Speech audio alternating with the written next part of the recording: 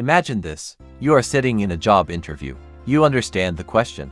You know the answer. You even know the English words. But when you start speaking, your answer becomes too long.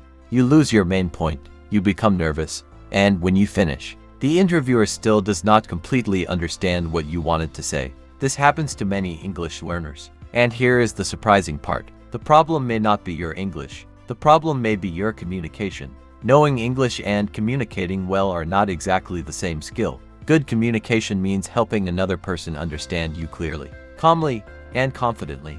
For this video, remember only 3 words: clear, calming, and connected. Your message should be clear. Your delivery should be calm.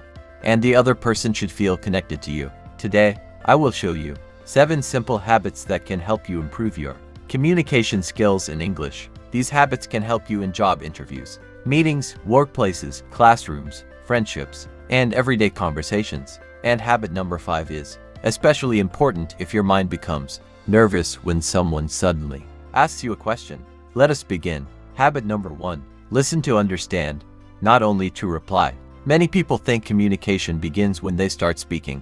It actually begins before that. It begins when you listen. Imagine someone is explaining a problem to you, but while they are speaking, your mind is already preparing your answer. You hear their words, but you are not really listening. Then you reply to what you thought they meant, and suddenly, both people are talking about 2 different things. Instead, try this. When someone speaks, give them your attention. Look at them naturally. Let them finish. Listen for the main idea. Then ask yourself, what is this person really trying to tell me? If you are not sure, check. You can say, so, you mean we need to finish this today? Or, do you mean the meeting has changed? This takes only a few seconds, but it can prevent a big misunderstanding. Remember, a good communicator does not only make people listen. A good communicator makes people feel heard. Habit number 2. Say the main point first. Many English learners believe that longer English sounds more intelligent. Usually, the opposite is true. The longer your sentence becomes, the easier it is to lose your message. Imagine your manager asks, "Why were you late?" You could say, "Due to some transportation problems that happened while I was traveling to work this morning. I was unfortunately unable to arrive at the expected time." That sounds complicated. Or you can simply say, "My bus broke down, so I was late." Same message, much clearer. Use this simple communication rule. Main point first, details second. For example, "I cannot attend the meeting today." Then explain, "I have an appointment." Then give a solution. "Can we move it to tomorrow?" Clear, easy to follow, professional. Simple English is not weak English. Clear English is powerful English. Before you speak, ask yourself, what is the one thing this person needs to understand? Start there. Habit number 3. Ask questions that keep the conversation alive. Communication is not only about having good answers. Good communicators also know how to ask good questions. Imagine you ask someone, "Do you like your job?" They say, "Yes." Conversation finished. But ask, "What do you enjoy most about your job?" Now the person has something to explain.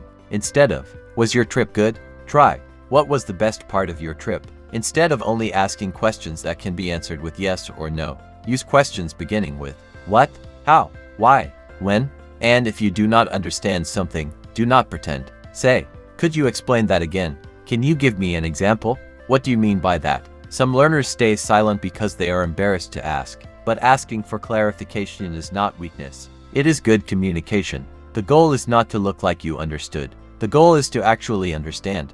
Habit number 4. Let your body support your words. People hear your words, but they also read your face, your eyes, your hands, and your posture. Imagine someone says, "I am very happy to meet you," but they are looking at the floor. Their shoulders are closed. Their face looks uncomfortable. Which message will you believe? The words or the body? You do not need dramatic gestures. Just keep your body natural. Relax your shoulders. Face the person. Use comfortable eye contact. Nod when you are listening. Let your hands move naturally when you explain something. And when the situation is friendly, allow yourself to smile. Eye contact is important, but do not turn it into staring. Look at the person. Look away naturally. Then reconnect. Think about our 3 words again. Clear, calm, and connected. Your body language should help the other person feel all 3. Now habit number 5. Use the power of the pause. This habit can completely change the way you sound. Many English learners think they must answer immediately. Someone asks a question.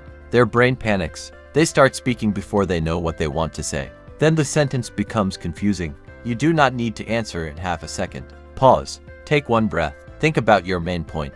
Then speak. A 1-second pause can make you sound more confident, not less confident. You can also say, "Let me think for a second. That is a good question. Give me a moment." These phrases give your brain time without making the conversation strange. And stop being afraid of silence. Silence is not always failure. Sometimes silence means you are thinking. There is another part of this habit. Do not interrupt too quickly. If someone is speaking, let them finish. If you accidentally interrupt, simply say, "Sorry, please continue." Strong communicators are comfortable speaking, but they are also comfortable waiting. Habit number 6. Learn to disagree without attacking the person. Communication is easy when everyone agrees with you. The real test begins when they do not. Imagine someone at work gives you an idea that you think is wrong. You could say, "No, that will not work. Maybe your opinion is correct." But your communication creates resistance. Try this instead. First, show that you understand their point. "I understand what you mean. I can see why you suggest that." Then explain your concern. "However, I am worried about the time." Or, "I see it a little differently." Or, another option could be, for example, "I understand why you want to finish quickly. However, I think we should check the safety issue first." Notice the difference. You did not attack the person. You discussed the problem. That keeps the conversation calm. And calm communication is much more powerful than aggressive communication. You do not need to win every disagreement. You need to communicate your position without destroying the relationship. Habit number 7. Practice situations from your real life. This may be the most practical habit in the entire video.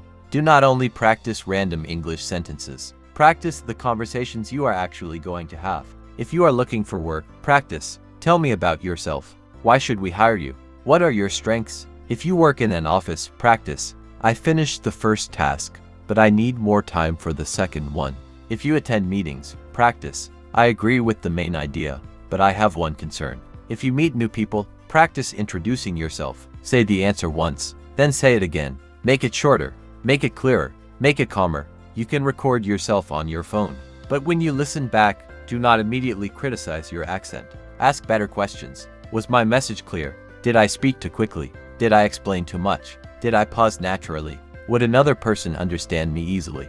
That is communication practice, not perfection practice. Now I want you to practice with me. Imagine someone asks, "What is one thing you want to improve about yourself?" You have 30 seconds. Answer aloud. Do not prepare the perfect English answer. Just communicate one clear idea.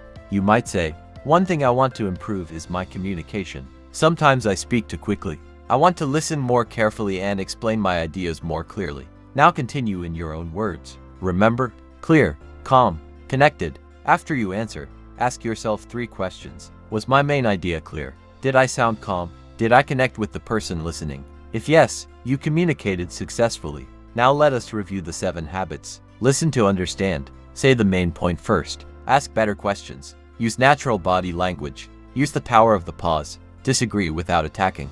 And practice real situations. But I want you to remember something more important than all 7 habits. Good communication is not about sounding impressive. It is about making understanding easier. You do not need the most difficult vocabulary. You do not need a perfect accent. You do not need perfect grammar in every sentence. You need to know what you want to say. You need to say it clearly.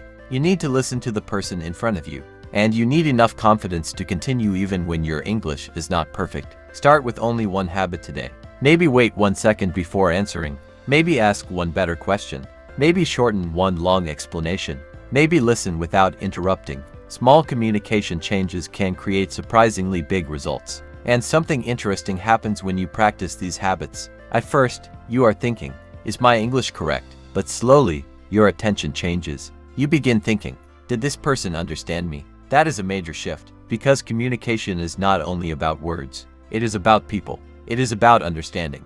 It is about connection. So whenever you feel nervous in your next English conversation, remember 3 words: clear, calm, and connected. If you want to improve your English through simple lessons about speaking, communication, psychology, science, and everyday life, subscribe to Fluentoons. And before you leave, practice one real English conversation today. Do not wait until you feel completely confident. Communicate first. Confidence will grow through practice.